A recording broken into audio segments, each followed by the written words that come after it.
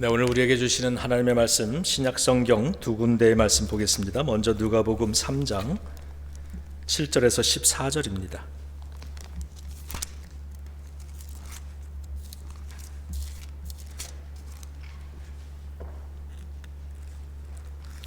누가복음 3장 7절부터 14절의 말씀입니다. 요한이 세례받으러 나아오는 무리에게 이르되 독사의 자식들아, 누가 너희에게 일러 장차 올 진노를 피하라 하더냐. 그러므로 회개에 합당한 열매를 맺고 속으로 아브라함이 우리 조상이라 말하지 말라. 내가 너희에게 이르노니 하나님이 능히 이 돌들로도 아브라함의 자손이 되게 하시리라. 이미 도끼가 나무 뿌리에 놓였으니 좋은 열매 맺지 아니하는 나무마다 찍혀 불에 던져지리라. 무리가 물어 이르되 그러면 우리가 무엇을 하리이까? 대답하여 이르되 옷 두 벌 있는 자는 옷 없는 자에게 나눠줄 것이요 먹을 것이 있는 자도 그렇게 할 것이니라 하고, 세리들도 세례를 받고자 하여 와서 이르되 선생이여 우리는 무엇을 하리이까 하매 이르되 부과된 것 외에는 거두지 말라 하고, 군인들도 물어 이르되 우리는 무엇을 하리이까 하매 이르되 사람에게서 강탈하지 말며 거짓으로 고발하지 말고 받는 급료를 족한 줄로 알라 하니라. 아멘. 계속해서 빌립보서 4장 4절부터 7절의 말씀입니다. 주 안에서 항상 기뻐하라. 내가 다시 말하노니 기뻐하라. 너희 관용을 모든 사람에게 알게 하라. 주께서 가까우시니라. 아무것도 염려하지 말고 다만 모든 일에 기도와 간구로 너희 구할 것을 감사함으로 하나님께 아뢰라. 그리하면 모든 지각에 뛰어난 하나님의 평강이 그리스도 예수 안에서 너희 마음과 생각을 지키시리라. 아멘. 하나님의 말씀입니다.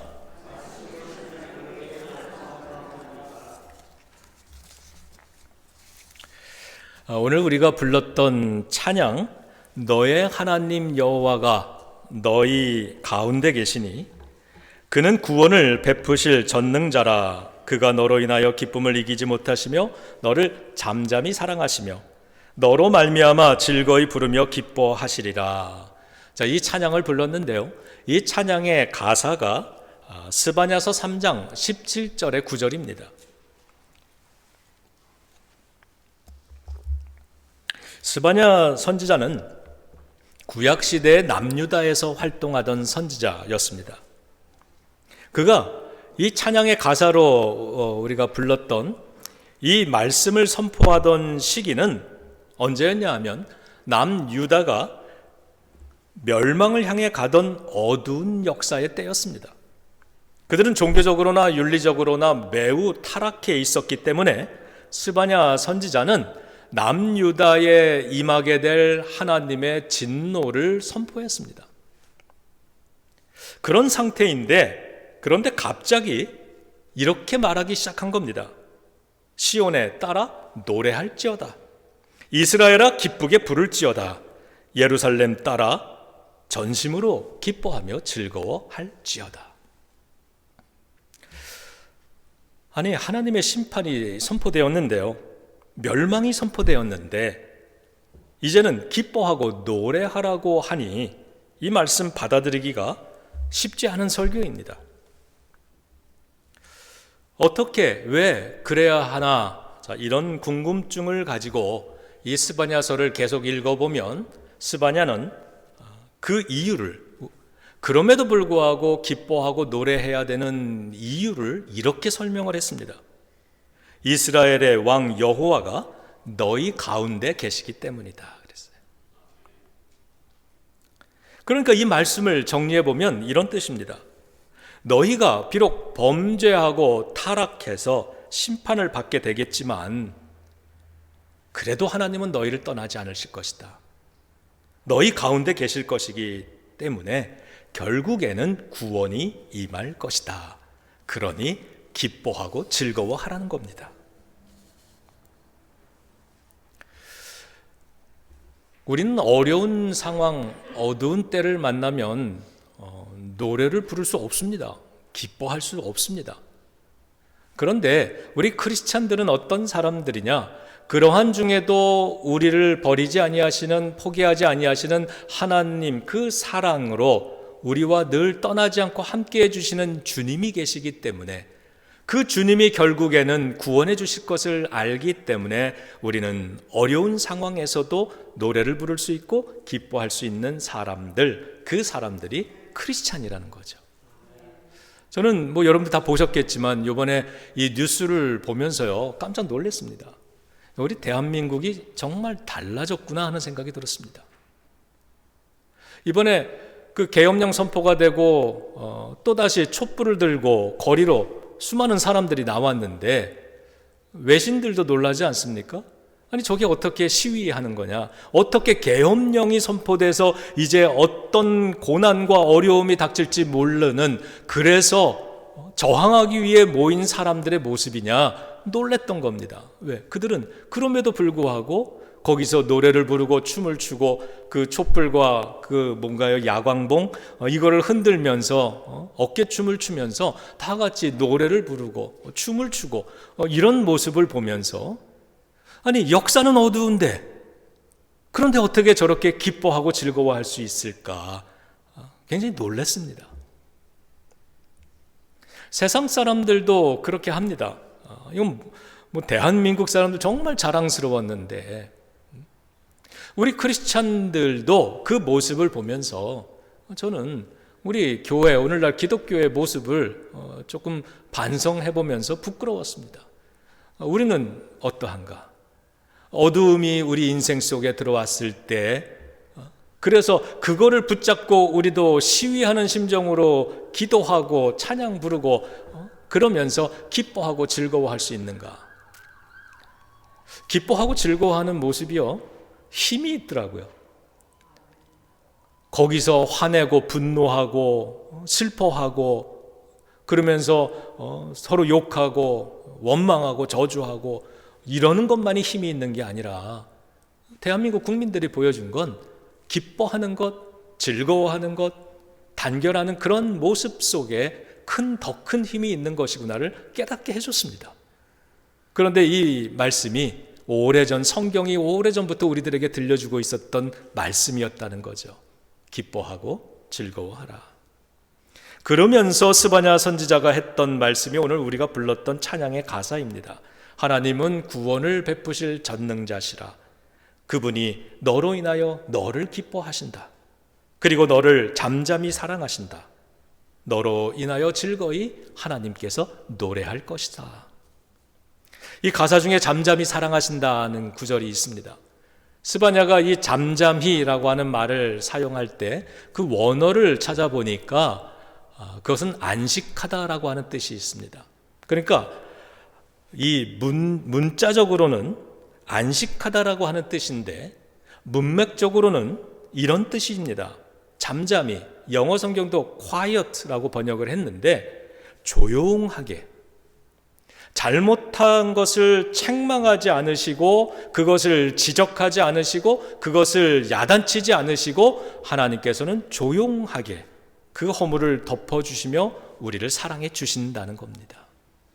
그러니까 잠잠히 사랑하시는 그 주님의 사랑을 경험한 아는 우리들은요, 내 삶 속에 지금 어두움이, 이 시련이, 그 흑암의 역사가 막 몰려오고 있는 그때에 하나님은 너무 조용한 것 같아도 그 요란하지 않는, 시끄럽지 않는, 드러나지 않는, 큰 소리로 다가오지 않는 하나님이라 하실지라도 조용히 잠잠히 어느 때나 한결같이 나를 사랑하고 계시는 그 하나님의 사랑을 아는 사람들, 이 크리스찬들이기 때문에 오늘 이런 찬송을 우리가 부르면서 고백할 수 있는 거죠. 하나님은 잠잠히 우리를 사랑하신다. 이 두 가지 뜻, 안식한다라는 것과 잠잠히 사랑해 주신다는 말을 종합하면 하나님께서 우리의 죄를 용서해 주시고 또 사랑해 주시기 때문에 그로 인해서 얻게 되는 그러한 평화가 있는데, 그 평화가 있어야 진정한 안식이 이루어진다라고 하는 겁니다. 여러분, 오늘 성경 구약적으로 얘기하면 오늘은 안식일입니다. 하나님 앞에 예배하는 날. 우리 크리스찬의 신앙, 부활하신 예수님을 기준으로 해서 말하면 오늘은 주일입니다. 부활의 아침을 기념하는 날입니다. 오늘 이곳에서 우리들은 바로 안식을 하는 겁니다. 그런데 이 안식이 걱정과 근심이 많으면 안식이 됩니까? 그런데 오늘 안식이 가능하다는 겁니다. 어떻게 해야? 우리를 잠잠히 사랑하고 계시는 그 하나님의 사랑, 하나님이 나와 함께 지금도 함께 하고 계시다라고 하는 그 사실을 우리가 붙들 때, 그리고 그 사실에 우리가 붙들릴 때, 그럼에도 불구하고 우리는 기뻐하고 즐거워하며 하나님이 주시는 진정한 안식을 누릴 수 있다. 그러면서 마지막으로 이렇게 한마디를 더 했습니다. 하나님께서는 종교 절기를 지키는 사람들을 불러 모아 주셔서 그들이 명성과 칭찬을 얻게 해 주실 것이다. 이것이 스바냐 선지자의 우리가 부른 찬양의 전후에 있는 그러한 설교의 내용입니다. 종교적 절기를 지키는 사람들, 절기로 인하여 마음 아파하는 사람들, 이렇게 성경에 쓰여 있는데 이게 무슨 뜻이냐 하면요, 나라가 멸망하고 포로로 잡혀가서 세계 각국에 흩어져 살게 되는 하나님의 백성들, 유다인들이 있었는데 그들 중에 어떤 사람들은 예루살렘에서 절기가 되면, 그러면 주님 앞에 나와 예배를 드렸던 그때를 생각하면서 지금 그렇게 하지 못하는 자신들의 처지 때문에 마음 아파하는 사람들, 이런 뜻입니다. 그러한 사람들을 하나님은 불러 모아 주실 것이다. 예루살렘의 성전을 다시 세우셔서 그 예루살렘에 있는 성전으로 불러 모아 주실 것이다. 그리고 그들에게 명성과 칭찬을 얻게 해 주실 것이다 그랬어요. 저는 이 말씀을 믿습니다. 우리가 흩어져 살다가 이 예배를 그리워하는 겁니다. 그리고 이러한 절기를 우리가 마음에 담는 겁니다. 그러면 하나님께서 오늘 우리를 불러 모아 주시는 겁니다. 이 성전으로 불러 모아 주셔서 여기서 어떻게 합니까? 우리가 지난날의 죄와 그리고 우리의 허물과 우리의 실수와 그거로 인한 우리의 삶의 어두운 부분들, 그늘들, 실패들, 이러한 모든 것으로부터 상처받고 낮아진 우리의 심령을 이 예배를 통해서 어떻게 해주신다 그래요? 다시 그들이 명성과 칭찬을 얻게 해주실 것이다. 다시 우리를 하나님의 고귀한 주님의 자녀라고 불러 세워 주실 것이고요, 우리의 삶이 다시 사람들에게 존경받고 사랑받고 그런 칭찬을 받을 수 있는 부끄럽지 않은 그러한 인생으로 다시 세워 주실 것이다라고 하는 약속입니다. 스바냐의 이 설교가 선포된 후에 놀라운 일이 생겼습니다. 이 설교를 들은 당시의 왕이 요시야였는데 이 요시야 왕이 이 설교를 듣고 나선 종교 개혁을 일으킨 겁니다. 그래서 남유다 안에 있는 모든 우상을 타파하고 우상을 깨부수고 우상을 섬기지 못하도록 명령을 내립니다. 그리고 하나님께 드리는 예배와 절기를 회복을 시킨 겁니다. 그렇게 해서 남유다는 평화로운 한 시대를 다시 열게 되는 것입니다. 그리고 이 요시야 왕을 성경은, 그리고 우리 후대 교회는 그 요시야 왕을 종교 개혁을 일으킨 그러한 위대한 왕이라고 우리가 그의 명성을 다시 기억하는 것입니다. 스바냐 선지자보다 조금 앞선 시대를 살았던 이사야 선지자 잘 아시죠? 이사야 선지자는 이렇게 선포를 했습니다. 보라, 하나님은 구원이시다. 그분은 나의 힘이시고 나의 노래이시고 나의 구원이시다. 그러므로 너희는 하나님을 찬송하라. 그가 지극히 아름다운 일을 하셨으니 그것을 온 땅이 알게 하라. 온 땅이 알게 하라. 너희는 소리 높여 하나님을 찬양하라. 이랬습니다. 우리는 하나님께서 베푸신 구원을 받은 사람이기 때문에 그 은혜를 세상을 향하여서 소리 높여 외치고 선포하고 찬양함으로 하나님이 행하신 아름다운 일을 세상에 알려라, 이렇게 명령을 했습니다. 그런데 이러한 이사야의 설교와 동일한 설교가 오랜 세월이 지나서 신약시대에 바울에 의해서 다시 선포되고 있습니다. 빌립보서 4장인데요. 이렇게 기록합니다. 여러분은 주 안에서 기뻐하십시오. 너희 관용을 모든 사람들이 알게 하십시오. 그랬습니다. 스바냐와 이사야와 바울의 노래, 이거는요, 구약의 한편은 구약이고 또 한편은 구약 성경 전체에 나와 있는 노래, 시편의 내용이고 그리고 신약 성경의 내용인 겁니다. 이 세 구절들을 정리하면 뜻이 다음과 같은 말씀이 됩니다. 하나님께서 어두운 역사 가운데서도 우리와 함께 하신다. 그러니 기뻐하고 노래하라. 우리와 함께 하시는 그 하나님께서는 우리에게 구원을 베풀어 주실 것이다. 그러니 기뻐하고 노래하라. 그 구원은 예수 그리스도를 통해서 우리에게 주어지는 것이다. 그래서 예수 그리스도의 이름이 무엇입니까? 성경에서 가르쳐주는 예수님의 이름? 임마누엘이라 하리라 그러죠. 임마누엘의 뜻은 뭐예요? 하나님이 우리와 함께 하신다입니다.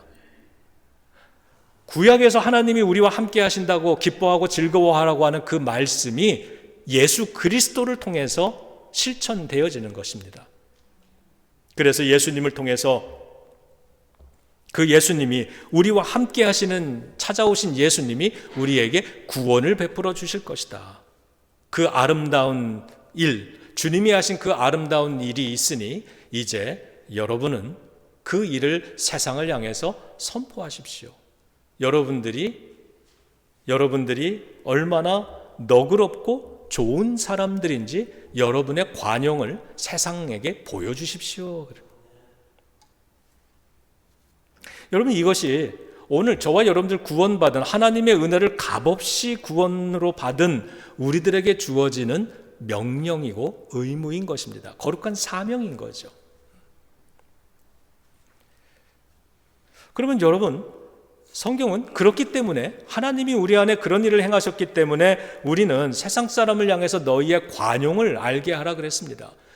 예수 그리스도의 성품을 받은 그것을 닮아가는 우리들이 얼마나 관용이 있는 사람인지, 얼마나 너그러운지, 얼마나 아름다운지, 얼마나 선한 사람들인지를 보여주라 그랬는데 어떻게 해야 보여줄 수 있을까요? 우리가 너그럽고 좋은 사람이 된 것을 어떻게 세상에 보여줄 수 있는지를 오늘 이 설교 말씀 앞에서 우리는 우리 자신에게 질문해야만 합니다. 나는 내 관용을 어떻게 주변에 있는 사람, 세상 사람들에게 알게 해줄까, 보여줄까? 그 대답을요, 이제부터 오늘의 본문인 누가복음 3장을 통해서 함께 들어보겠습니다. 세례 요한은 2000년 전에 예수님이 이제 사역을 막 시작하는 그 시점에 광야에서 사역을 시작을 했던 사람이죠. 광야로 나아가서 사람들을 향해서 회개하라고 외쳤습니다. 그렇게 회개하라는 설교를 했고 그 설교를 듣고 회개가 정말 필요한 것이구나를 깨달은 사람들, 그래서 그 회개로 나아오는 사람들에게 그 요단 강물에서 세례를 베풀었습니다. 그 세례를 받고 나온 사람들은 이제 내가 회개를 했고 주님이 이 세례 물로 나를 씻어주신 것처럼 나의 모든 죄는 하나님 앞에 용서를 받았구나. 이제 하나님이 이 죄로 인하여 심판하시는 것이 아니라 주님께서 자비로 용서를 해주시는구나. 나는 이제 새로운 삶을 살 수 있게 되었구나. 이런 고백으로 기뻐하며 집으로 돌아간 겁니다. 그런데 세례를 받으러 오는 어떤 사람들을 향해서는 오늘 세례 요한이 이렇게 말을 합니다. 독사의 자식들아, 누가 너희더러 장차 올 하나님의 진노를 피하라고 했더냐, 이렇게 얘기를 합니다. 놀라운 이야기죠. 그런데 이 말을 통해서 우리가 알 수 있는 거는요, 그때 그 당시에 세례 요한에게 세례를 받으러 오는 어떤 사람들 중에는 어떤 부류의 사람들이 있었냐 하면 세례를 받아야 심판을 면할 수 있다라고 하는 그러한 생각으로 형식적인 회개만 하고 세례받겠다고 찾아온 사람들이 있었던 겁니다. 그러니까 진정한 회개가 아니라 회개를 하나의 종교적인 예식처럼 절차처럼 그냥 예 회개합니다 이렇게 하고선 이제 내 회개를 했으니까 세례 요한에게 세례를 받겠다고 찾아온 겁니다. 그리고 이제 물속에 들어갔다 나오면 내 죄가 다 씻음 받아서 하나님의 심판으로부터 나는 면해지겠구나 이런 기대로 찾아왔는데 세례 요한이 그 중심을 안 겁니다. 꿰뚫어 본 겁니다. 그리고는 그렇게 말하는 거죠. 그런 식으로 하는데 어떻게 세례를 통해서 네가 하나님의 진노를 피할 수 있겠다고 생각하느냐.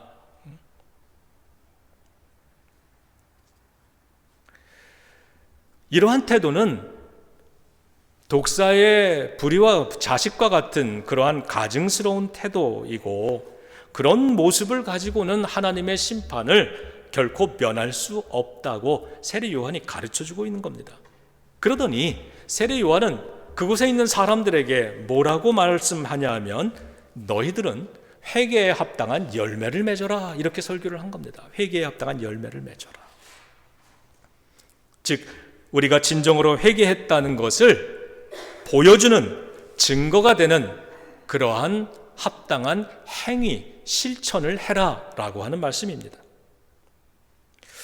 여러분, 이 구절 앞에서 우리는 우리 자신에게 두 번째 질문을 던져야 합니다. 나는 회개했는가? 나는 진정으로 회개한 사람인가?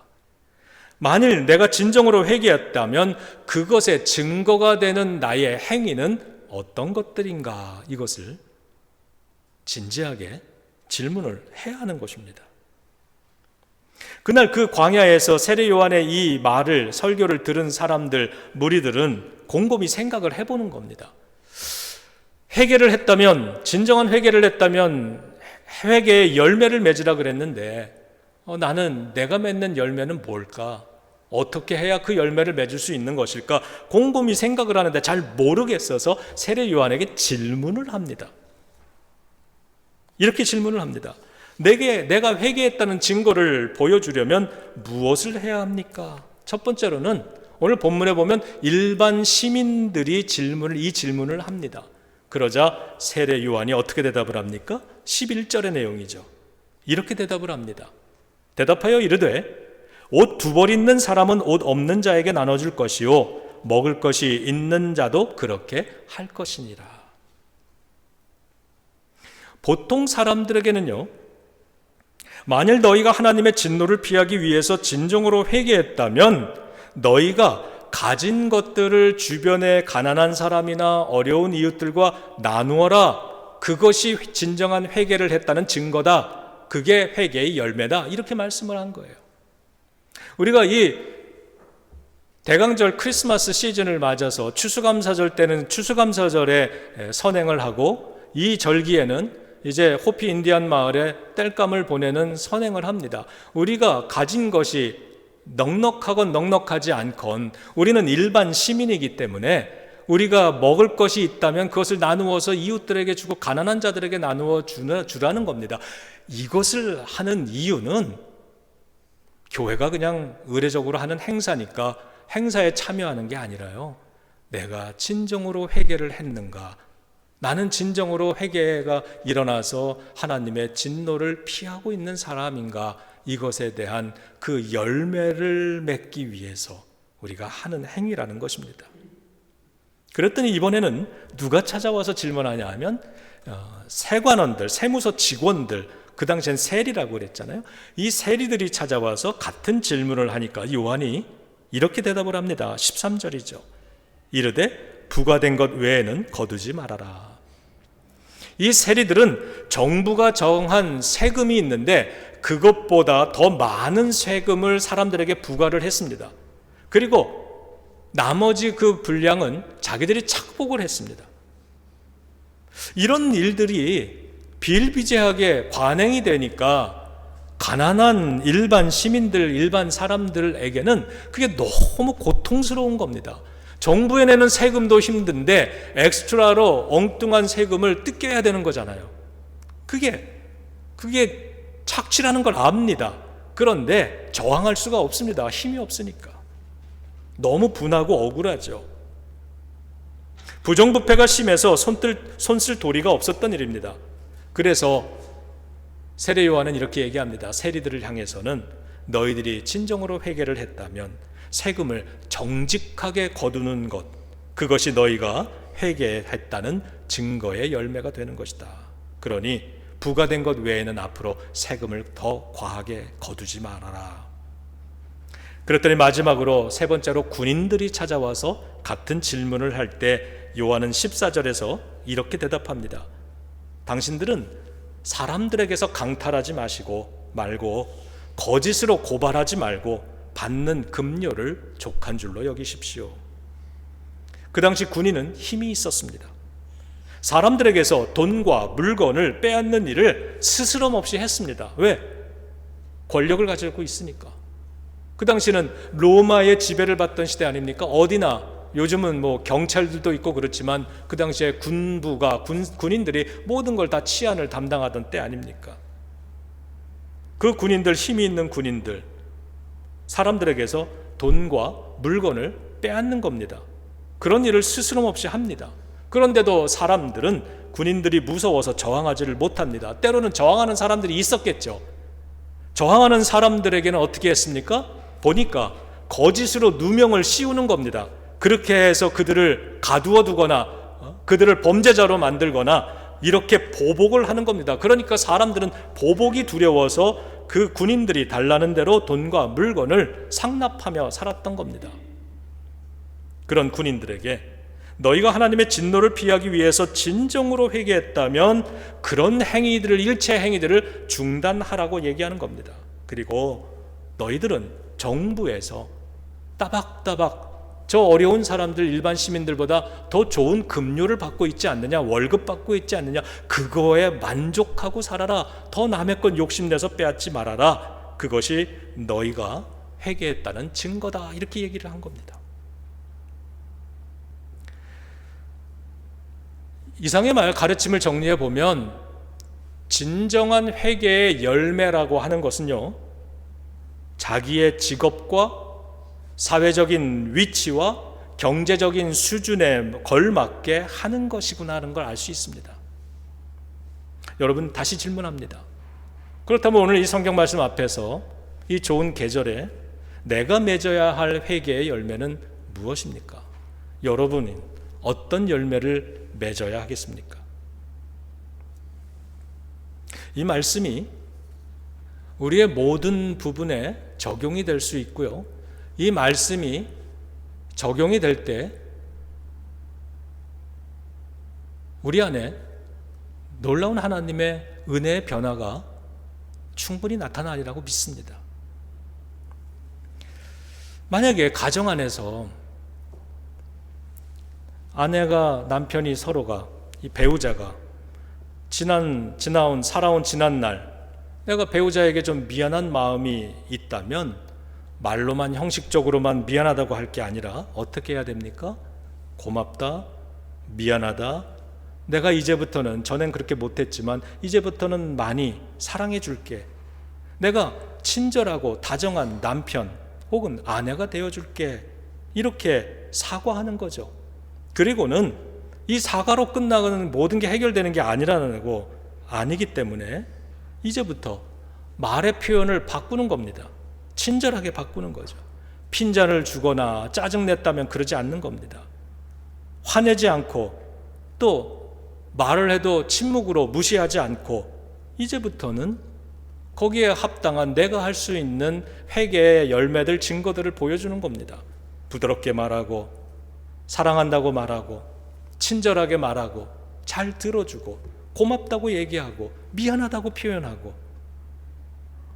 그러면 이것이 열매가 되어서 이 열매가 어떤 일을 부부간에 만들어 주겠습니까? 그 열매가 억울했던 마음을 치유해 줄 거 아니겠습니까? 그 어려워졌던, 깨졌던 관계를 다시 고쳐주지 않겠습니까? 그리고 그 가정에 행복한 변화를 만들어 줄 겁니다. 저는 세례 요한이 사람들, 세상을 향해서 들려준 말씀이 우리의 삶 속에 이렇게 주시는 설교의 가르침이라고 생각을 합니다. 여러분, 이제 내가 맺어야 할 회개의 열매가 무엇일까를 한번 곰곰이 생각하면서 한 주간을 보내시기 바랍니다. 오늘 성경은 그렇게 얘기했습니다. 구약시대나 신약시대나 너희들이 하나님의 그 은혜를 받고 구원받은 자로서, 예수 그리스도의 성품을 닮아가는 자로서, 주님의 크리스찬 자녀들로서 너희들이 얼마나 아름답고 얼마나 선하고 얼마나 너그러운 사람인지 너희들의 관용을 세상이 알게 하라. 이제부터 우리들이 세상이 알게 하는 것은 우리들의 회개의 열매, 구원받은 열매, 죄 용서함 받은 사람으로서의 그 열매로서 우리가 보여줄 수 있으리라 믿습니다. 대강절입니다. 이 대강절을 맞아서 한 주간 곰곰이 생각해 보시고 오늘 주신 성경의 말씀으로 인해서 여러분의 생활에 거룩한 변화와 거룩한 열매를 만드시기를 우리 주 예수 그리스도의 이름으로 축원합니다. 기도하겠습니다. 임마누엘, 하나님께서 우리와 함께 하신다. 구약 시대부터 수많은 예언자들을 통해서 끝없이 들려주시고 약속해 주셨던 그 하나님이 우리와 함께 하신다. 그 약속이 예수 그리스도를 통해서 성취되고 이루어졌습니다. 우리와 함께 하시는 하나님이 구원을 베푸시고 아름다운 일을 행하실 것이라 하신 것처럼 예수 그리스도를 통해서 우리가 구원을 받았습니다. 이제 저희들을 향하여서 너희는 하나님이 이루신 선하신 일을 세상이 알게 하라. 하나님이 함께 하시니 이제는 다시는 어두운 역사 앞에서 염려하지 말고 두려워하지 말고 기뻐하며 노래할지어다. 그리고 너희가 예수 그리스도 안에서 새로워졌다는 그 사실을, 너희들의 관용을 세상 사람들에게 보여주고 알게 하라 하셨습니다. 주님이 이제 이 말씀, 저희 예비교회 성도들이 하나님 이 말씀에 사로잡혀 한 주간을 살아갈 때에 이 모든 말씀이 우리의 삶을 통해 이루어지게 하여 주시옵시고 실천될 수 있게 하여 주시옵시고 그럴 수 있는 믿음의 용기가 있게 하여 주시옵소서. 그럴 때 우리의 인생도 우리 가정도 우리 세상도 하나님 아름답게 변화되고 하나님을 찬양하게 될 줄로 믿습니다. 부디 우리 성도들의 삶을 통해 하나님의 인자하심과 우리의 관용을 알게 하는 삶을 넉넉히 감당케 도와주시옵소서. 예수님의 이름으로 기도드립니다. 아멘.